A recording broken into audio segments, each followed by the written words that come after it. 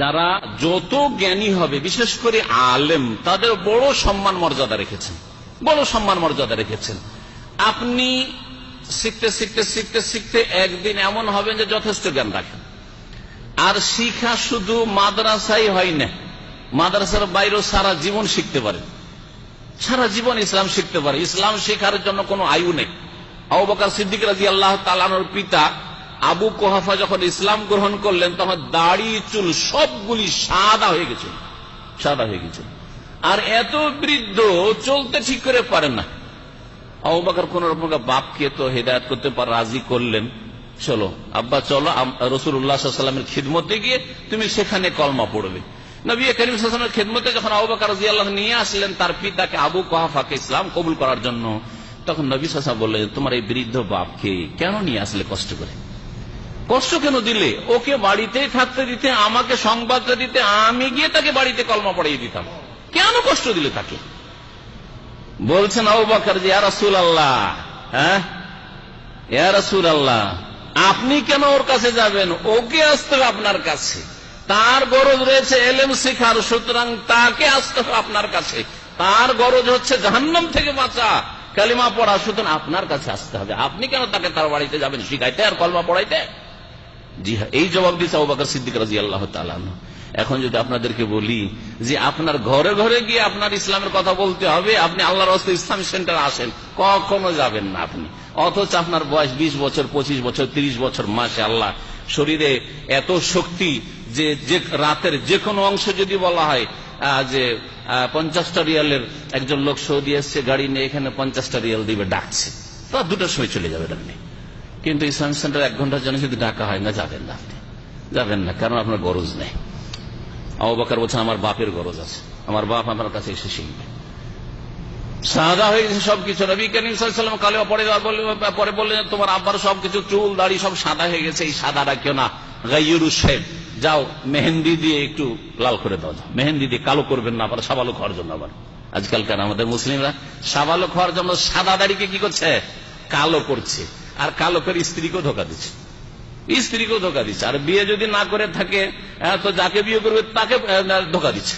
হ্যাঁ, দেখে তো মনে করছে যে এ তো সাবালক, আসলে তো সাবালক না, চুল দাড়ি পেয়ে গেছে, ধোকা দিচ্ছেন আপনি। মান গাশানা ফালাইছেন, নবী করিম সাল্লাল্লাহু আলাইহি ওয়াসাল্লাম বলছেন যে ব্যক্তি আমাদেরকে ধোকা দিবে, কোন মুসলিম ভাই বোনকে ধোকা দিবে, সে আমার উম্মতের লোক না। তা আপনি যদি আপনার স্ত্রীকে ধোকা দিতে চান, অথবা কোন পাত্রীকে আপনি প্রস্তাব দিতে গেছেন, ধোকা দিতে চান, মেয়ের বাবাকে ধোকা দিতে চান, তো নবীর উম্মত না, নবী সাল্লাল্লাহু আলাইহি ওয়াসাল্লাম বলছেন। তারপরে এটা নবী সাল্লাল্লাহু আলাইহি ওয়াসাল্লাম নিষেধ করেছেন এইভাবে কালো দিয়ে খেজাব দেওয়া। যাই হোক, বলছিলাম যে আল্লাহ পাক আলেমদের, যারা যত জ্ঞানী হইতে পারে, তাদের বড় মর্যাদা রেখেছেন। এমন অনেক স্কলার রয়েছে আজকাল যারা ইসলাম প্রচার করেছে, তারা কোনো মাদ্রাসায় পড়েন, কিন্তু তারা অনেক জ্ঞান ইসলাম সম্পর্কে অর্জন করতে পেরেছে। আহমদ দিদাত, এরা মাদ্রাসা পড়ার লোক না। জাকির নায়েকের ওস্তাদ হচ্ছে আহমদ দিদাত, সাউথ আফ্রিকার, আসল ভারতের, কিন্তু সাউথ আফ্রিকার তিনি ছিলেন। জাকির নায়েকের বাপ বললো যে আমার ছেলে তো এমবিবিএস হয়েছে, এমবিবিএস করে রাখবো না, যাও তুমি একটু ইসলাম শিখে আসো, ইসলামের দাওয়াত কেমন করে দিতে হয়, যাও আহমদ দিদাতের শিষ্যত্ব গ্রহণ করো, তার ছাত্র হও। চলে গেলেন আহমদ দিদাতের কাছে, কয়েক বছর থেকে আসলেন, আর নিয়মিত কন্টিনিউ কয়েক বছর থাকার পরে ওখান থেকে দায়ী প্রশিক্ষণ নিয়ে আর ইসলাম সম্পর্কে কম্পারেটিভ রিলিজিয়ন যেটাকে বলা হচ্ছে, তুলনামূলক ইসলাম আর অন্যান্য ধর্মের সাথে তুলনা করে আলোচনা করা, এটা আহমদ দিদাতের কাছ থেকে তিনি শিখে এসেছেন।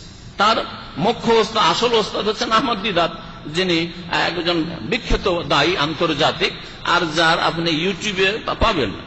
যেই যুগে ইউটিউবে কারো পাওয়া যায়, সেই যুগে আহমদ দিদাতের সেই তর্ক, সেই বাহসগুলি খ্রিস্টানদের সাথে, মুসলিমদের সাথে, সেগুলি পাওয়া যায়, নাস্তিকদের সাথে পাওয়া যায়।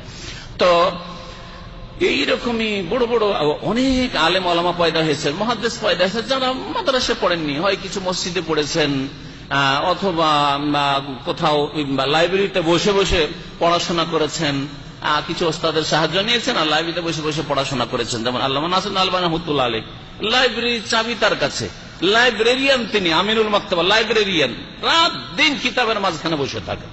আর এত প্রাচীন এবং এত গুরুত্বপূর্ণ লাইব্রেরি যে এমন এমন কিতাব তার লাইব্রেরিতে পাওয়া যেত দামেস্কে, যে সেই সব কিতাব পৃথিবীর কোথাও পাওয়া যায় না। মদিনা ইউনিভার্সিটি যখন খুলে, অনেকগুলি কিতাব পাণ্ডুলিপি সেখান থেকে ফটোকপি করে আনা হয়েছে। মদিনা ইউনিভার্সিটি ছিল না ওই সব কিতাব, যে কিতাবগুলো ওখানে ছিল, তো তিনি একটা পড়ার বেটার চান্স পেয়েছেন। সারাদিন সেই লাইব্রেরিতে বসে, তো এইভাবে তারা এত বড় আলেম হয়েছেন। অথচ যদি দেখেন মাদ্রাসার ডিগ্রি, কোন কলেজের ডিগ্রি না, ইসলামিক ইউনিভার্সিটির ডিগ্রি, কোন ডিগ্রি নেই তাদের কাছে, না মাস্টার্স আছে, না পিএইচডি আছে, না অনার্স আছে, কিছুই নেই, কিন্তু বড় আলেম তারা। তো ইলম শেখার জন্য কোনো খাস বয়স নেই যে আমরা তো মাদ্রাসায় পড়তে পারিনি আর কি শিখবো না, আপনার শিখা ফরজ, সুতরাং শিখবেন। সাহাবায়ে কেরামরা কেউ 40 বছর বয়সে, কেউ 50, কেউ 60, কেউ 70 গিয়ে ইসলাম গ্রহণ করেছে, সবাই ইসলাম শিখেছেন। ইসলাম শিখা ফরজ। প্রিয় নবী মুহাম্মদ রাসূলুল্লাহ সাল্লাল্লাহু আলাইহি ওয়াসাল্লাম বলেছেন, তিরমিজিতে হাদিস রয়েছে, হাদিসটি হাসান, তালাবুল ইলমে ফরিজাতুন আলা কুল্লি মুসলিম। ইসলাম সম্পর্কে জ্ঞান অর্জন করা, ওহীর জ্ঞান অর্জন করা, কিভাবে আল্লাহর ইবাদত বন্দি করে, বড় আলেম হওয়া নাই। আবার আপনাদেরকে সবাইকে বলছে না যে বড় বড় আলেম হইতে হবে, হুজুর হইতে হবে, ফতোয়া দিতে, অত যোগ্য হওয়া সম্ভব না, আর অত বড় হইতেও পারবেন না, আর হওয়ার চেষ্টা হয়তো করতে পারবেন না। জড়িয়ে গেছেন সংসারের সাথে, দুনিয়ার সাথে। কতটা শিখতে হবে? এতটা শিখতে হবে যাতে সহি শুদ্ধ ভাবে আল্লাহর দিনটা আপনার জীবনে পালন করতে পারেন, সহি শুদ্ধ নামাজ পড়তে পারেন, সহি রোজা রাখতে পারেন, সহি শুদ্ধ হজটা করতে পারেন, জাকাত দেওয়ার সময় জাকাতের মাসলাগুলো ঠিক করে জানেন, জাকাতটা ঠিক করে দিতে পারেন। এইভাবে আপনি একটা ব্যবসা যখন করতে যাচ্ছেন, এই ব্যবসাটা হালাল হবে কি হবে না, এতে আমার অংশ নেওয়া ঠিক হবে কি হবে না, ইত্যাদি ইত্যাদি আপনাকে জেনে নেওয়া ফরজ। তালাবুল ইলমে ফরিজাতুন, ফরজ আলা কুল্লি মুসলিম, প্রত্যেক মুসলিমের জন্য। এই নয় যে শুধু মাদ্রাসা পড়া ছাত্রদের জন্য ফরজ, সকলের জন্য শিক্ষা ফরজ। সুতরাং আপনাদের সকলের ওপর নামাজ ফরজ হওয়ার আগে এলেম শিক্ষা ফরজে আছে। নামাজ পড়ার আগে কি করবেন? নামাজ শিক্ষা ফরজ। নামাজ পড়ার আগে নামাজ শিক্ষা ফরজ। উজু করার আগে উজু শিক্ষা ফরজ। বল উজু করলে উজু হবে নাকি? হ্যাঁ, গোসল করার আগে ফরজ হয়েছে গোসল, গোসল করার আগে গোসল শিক্ষা ফরজ। এইভাবে প্রত্যেকটি মাসলা সম্পর্কে তালাবুল ইলমে ফরিজাতুন আলা কুল্লি মুসলিম। ইসলাম সম্পর্কে যদি ভালো জ্ঞান অর্জন করতে পারেন তো বড় ফজিলত। সূরা ফাতির আয়াত নম্বর 28 আল্লাহ পাক ইরশাদ করছেন, ইন্নামা